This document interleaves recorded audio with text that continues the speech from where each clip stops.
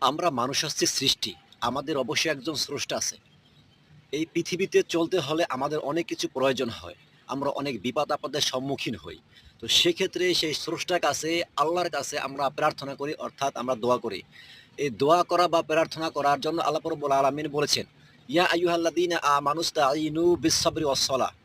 যখন তোমরা আমার কাছে প্রার্থনা করো, আমার কাছে দোয়া করো, তখন তোমরা ধৈর্য এবং নামাজের মাধ্যমে আমি আল্লাহর কাছে সাহায্য প্রার্থনা করো। ঠিক তদ্রূপ রাসূল আকরাম সাল্লাল্লাহু আলাইহি সাল্লাম বলেছেন, তোমরা যখন দোয়া করো, আযান এবং একামতের মাঝে দোয়া করো। কারণ আযান এবং একামতের মাঝে যে দোয়া করা হয়, সেই দোয়া প্রত্যাখ্যান করা হয় না।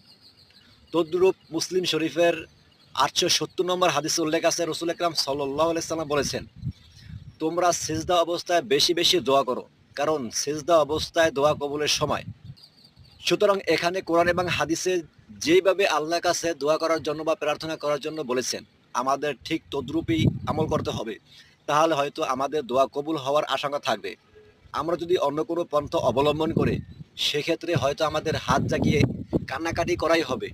কিন্তু দোয়া কবুল হওয়ার কোনো সম্ভাবনা নেই। এখন বলতে পারেন, আমরা যে মসজিদ মাদ্রাসায় বা মাজারে যে মান্যত করি বা মসজিদে জিলাপি দিয়ে, মিষ্টি দিয়ে, হুজুরদেরকে হাদিয়া দিয়ে যে আমরা দোয়া করাই, সেটা কবুল হবে কিনা?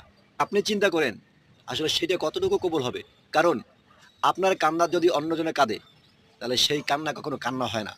আপনার কান্না আপনাকে কাঁদতে হবে। ঠিক তদ্রূপ আপনার দোয়া, আপনার প্রার্থনা, আপনার চাহিদা আল্লাহর কাছে আপনাকে চাইতে হবে, আপনাকেই বলতে হবে।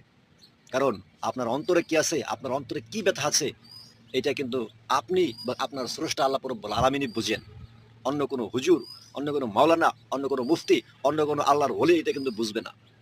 কারণ অন্তরের খবর একমাত্র আল্লাহই জানেন।